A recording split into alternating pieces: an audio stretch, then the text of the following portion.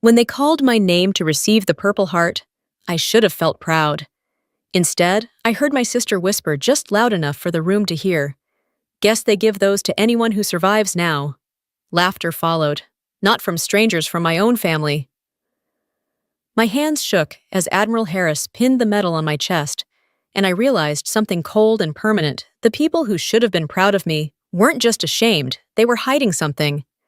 My name is Lisa Baker, and that was the moment I learned the worst wounds don't bleed. The summer air at Charleston Navy Yard was heavy with salt and sunlight, warm enough that the polished brass buckles on our uniforms burned against the skin. I stood still among the ranks, my posture as rigid as the morning breeze, eyes fixed ahead, while my heartbeat refused to obey the calm I practiced for months. The stage lights caught the edges of the purple ribbon pinned to my chest, turning it into something too bright, too loud. I wasn't shaking because of pride. It was the third row on the left that kept my pulse uneven. My father sat with his arms crossed, his jaw set in that familiar half-disapproving line. My mother smoothed her skirt, forcing a polite smile that never reached her eyes. Derek leaned toward April, who had her phone resting on her lap, the red light of a recording app blinking against her nails. They whispered, laughed softly, as if this ceremony were just another story to post later. I kept my gaze forward, though every breath pressed heavier in my throat. I used to believe surviving would make them proud.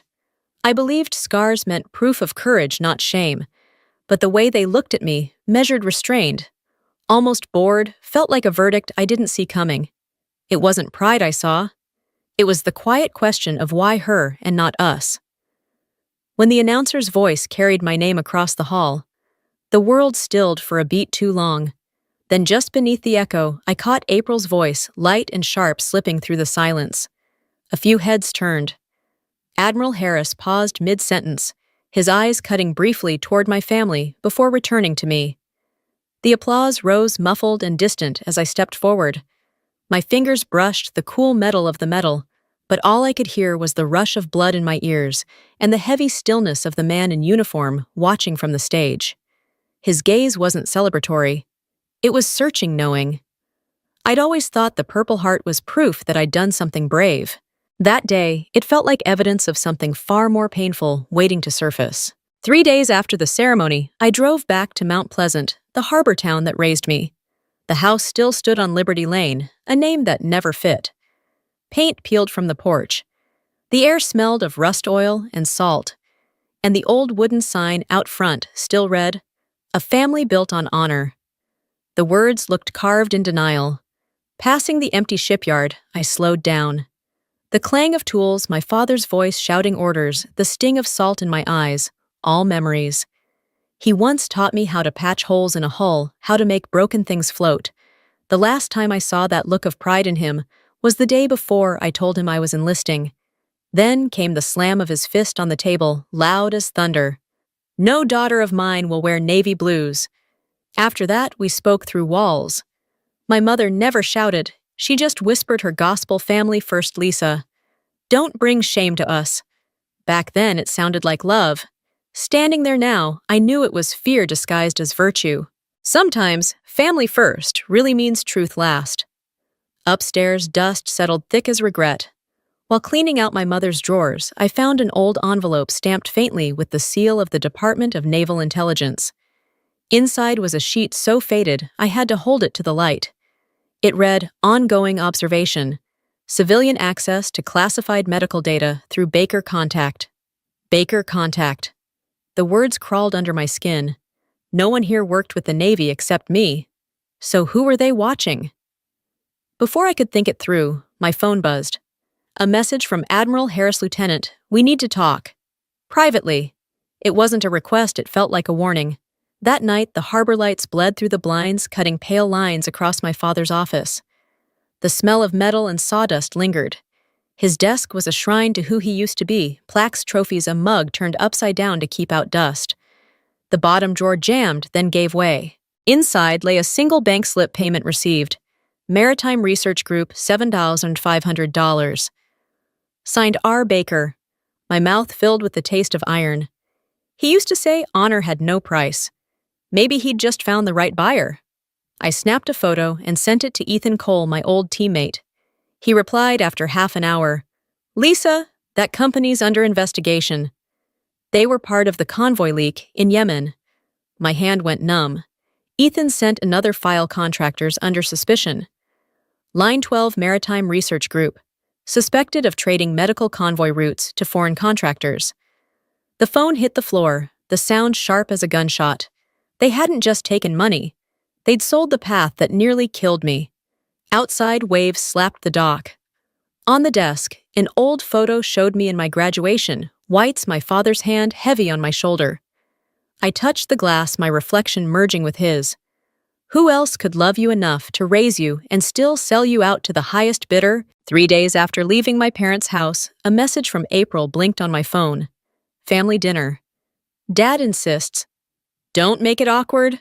I didn't want to go, but part of me needed to look them in the eyes, the people who never thought I deserved to survive.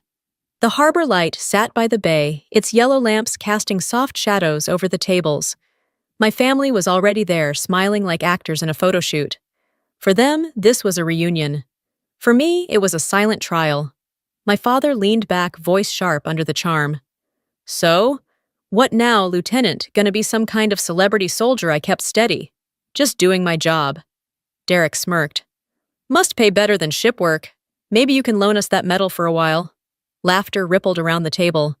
There are laughs that don't leave the mouth, only the soul of someone pleased to see you small. Halfway through dinner, my phone buzzed. A message from Admiral Harris. We found something. Meet me after dinner. Don't alert them. My pulse froze. Across the table, April filmed her plate for her followers, tagging it Proud Family. The irony burned. After dinner, I went straight to the base. Harris waited in his office light, pooling across his desk. He slid a folder toward me, bank records under Derek's name, payments from Maritime Research Group. They paid your brother regularly, Harris said. The same period your convoy was ambushed in Yemen. My voice broke. He wouldn't. Prepare yourself, he replied.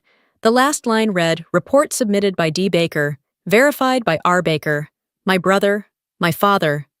2 signatures tangled like blood. I left the base and drove across Ravenel Bridge. City lights shimmered below like fractured glass.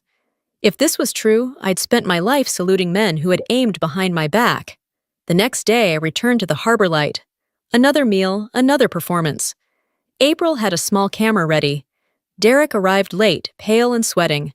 My father started first. All this fuss over some paperwork. You're overthinking it, maybe I said.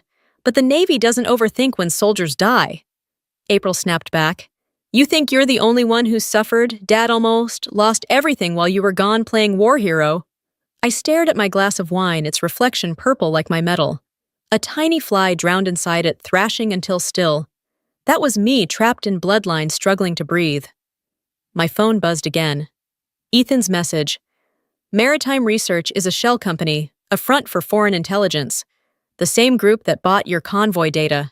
My hand shook. I turned to Derek.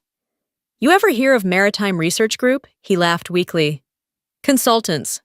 Taxes. Dad cut in. Drop it, Lisa. You don't bring work into family. You already did, I said. Silence crushed the table. Driving home, an unknown call came through. A man's calm voice. Stop digging, Miss Baker. Some things you're not supposed to know. The line went dead. In the mirror, a black truck trailed me for blocks before fading into the dark. That night, Admiral Harris's message waited on my screen. Report what you know, but prepare for backlash. My reply was simple. I'm ready. The glow reflected off my purple heart. For the first time, it felt like armor because the next war would begin at home. Charleston's night was cold and breathless when I pulled up beside the old shipyard.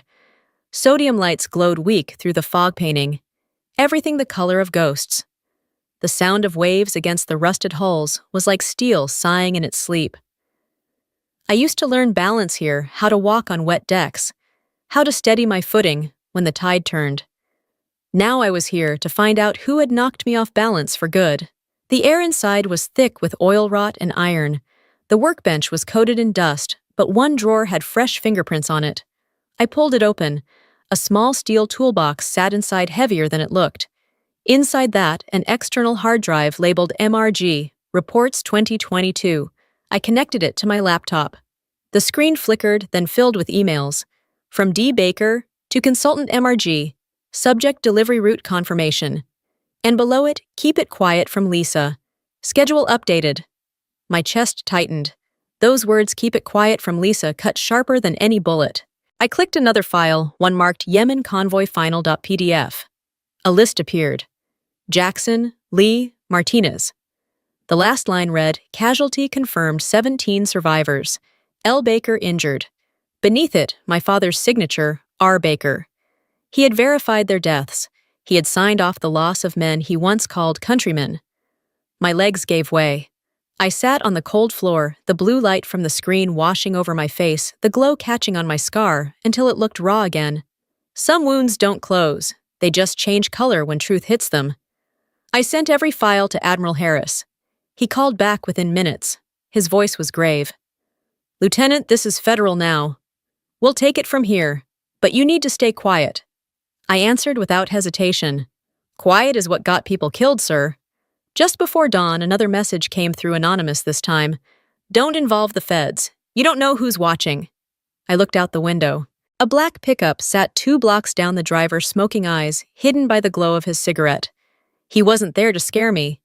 He was there to remind me I was being watched. That night, I sat by the window, with the lights off, the Purple Heart cold in my hand. In Yemen, a bullet hit my shoulder. Tonight, I felt the second one straight through the heart, and it carried my own last name. By morning, the story broke everywhere. Local family under federal scrutiny for data breach involving Navy medical convoy. I turned on the TV, and there we were. My family frozen in a photo from years ago, smiling beneath the headline, The Baker Family Scandal. The phone rang. My mother's voice was shaky. Lisa, please, you're destroying us. No, Mom. You destroyed yourselves when you put a price on lives. We didn't know what Derek was doing. Then why did you cash the checks? Her breath caught on the line, then a sob. I couldn't tell if her tears were for me or for the ruin of her image. By noon, April's video was everywhere, my sister's lies, PTSD, and the Navy cover-up. She spoke with practiced tremble, mascara streaked like a soldier's war paint. Lisa's a hero, but trauma changes people. She's confused. Within hours, the clip hit 200,000 views. Comment sections called me unstable, a liar, a traitor in uniform. I brought the hard drive to Admiral Harris. He read the reports without a word. When he finally spoke, his voice was calm, heavy. Your family's under full investigation. I'm ordering you on temporary leave. So I just sit here while they burn what's left of my name, I asked. Your silence will speak louder when truth does. He meant well, but silence had never been my ally. That night, Derek knocked on my door. His eyes were bloodshot, his voice trembling. It wasn't betrayal, Lisa. It was survival. We just passed info it wasn't dangerous. Then why are people dead, Derek? Why is my name in the files you sold? He said nothing, just whispered the money was for Dad. The company was dying. Later, I found out Mom had used that same money to pay off the mortgage and buy herself a new car. When I confronted her, she cried. We thought it was compensation for your injury. Compensation doesn't come with a confidentiality clause, Mom.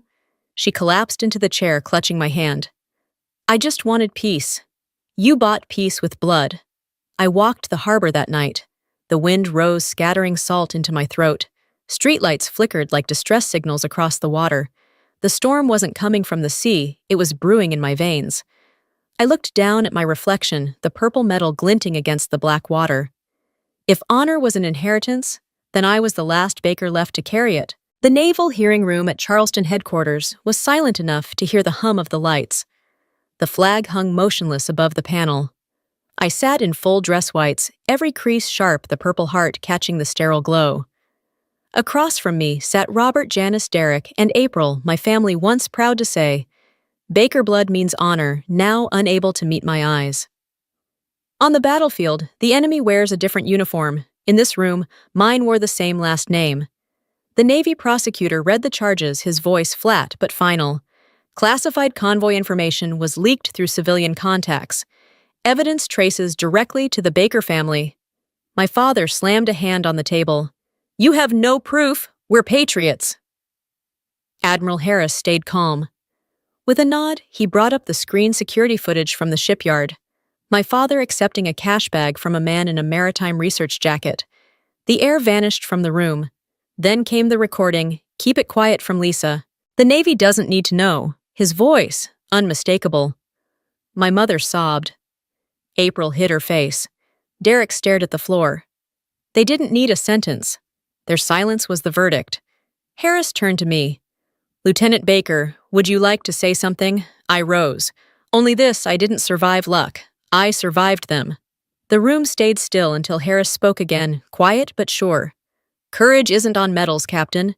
It's what you do when blood demands silence, and you speak anyway." As guards led them out, I stood, removed my gloves, and closed my hand around the medal. I had fought 2 wars, one for my country and one for my soul.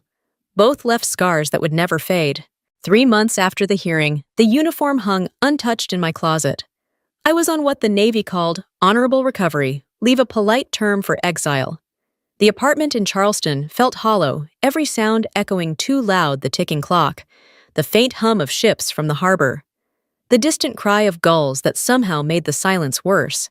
The news anchor's voice cut through the quiet. Robert and Derek Baker sentenced to 2 years federal probation. April Baker banned from all media activity. Janice Baker pending investigation. I watched the screen for a few seconds, then turned it off. There were no tears left to shed. Justice doesn't always arrive with triumph. Sometimes it comes like a dull echo after an explosion, leaving only dust and quiet behind. That afternoon, Ethan stopped by, still walking with the metal brace he called his souvenir. He smiled that calm, forgiving smile I could never quite master. "You can't heal where you were hurt," he said. "Maybe healing isn't the goal," I answered. "Maybe remembering is." He nodded. "Then make your scars mean something." 2 days later, I got an email from a name I hadn't seen before. "Aunt Lisa, Mom said, you hate us because of a misunderstanding. I just want to know what really happened." I didn't reply, but that weekend there was a soft knock on my door. Hannah stood there, 16 nervous eyes, too familiar. The same gray-blue as mine once were before war, and family taught them how to darken. She clutched a laptop to her chest. "I found Mom's old files. You should see this." The screen lit up with a video, April speaking into her camera, splicing together naval documents, editing numbers, reshaping truth for views and sympathy.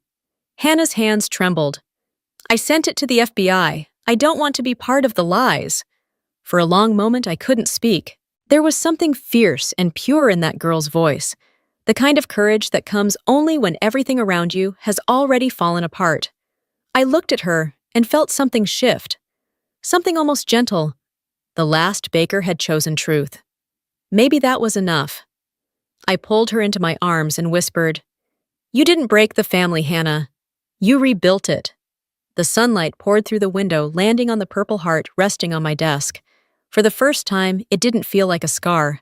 It felt like a beginning. 5 years later, Charleston breathed under a violet sky. The harbor shimmered in that half-light between day and night, the water carrying the scent of salt and forgiveness. A new sign stood proudly at the end of the pier, Baker Institute for Ethical Service. It had taken every piece of me to build it brick by brick, truth by truth. Admiral Harris had given the first donation. Ethan had designed the training program. Together, we built something that might outlive the shame of our name. Inside my office, the air smelled faintly of sea and old paper. On the wall hung a photo of the men who didn't make it back from Yemen. Next to it, the framed certificate marking the opening of the institute. On my desk, the Purple Heart rested beneath the soft light of dusk. It no longer spoke of pain. It whispered a different message now. You can be wounded and still worthy. The door opened softly, and Hannah stepped in. She was in her Navy uniform now, the same shade of white that once made my father's temper flare. Her hair was tied neatly, her posture proud but kind. She smiled and asked quietly, "Do you ever forgive them?" I turned toward the fading light outside. "Forgiveness isn't forgetting," I said. "It's knowing the truth and still choosing peace." She studied me, then smiled again, gentler this time. "Then you finally found peace." I met her gaze and shook my head. "No, Hannah, I made it. When she left, I stepped onto the balcony. Below, the old shipyard had been reborn. The vessel once called the Faithful, my father's pride. Then his failure was sailing again, repurposed to carry relief supplies. Its new paint glowed gold under the setting sun. Seagulls wheeled overhead, their cries folding into the rhythm of the tide. The bells from the harbor rang in the distance, soft and steady, like a heartbeat that had finally learned to rest. I leaned on the railing, watching the water shift from violet to amber, the horizon blurring between sorrow and serenity. The day I received my medal, they mocked me. I used to wonder why. Now I understand. I carried something they never did, courage to tell the truth, even when it shattered the family that raised me. The camera of memory froze that moment, the purple heart glinting against the sunset, its color merging with gold. Purple for pain, gold for peace. And somewhere between them, the life I had rebuilt, quiet, honest, unbroken.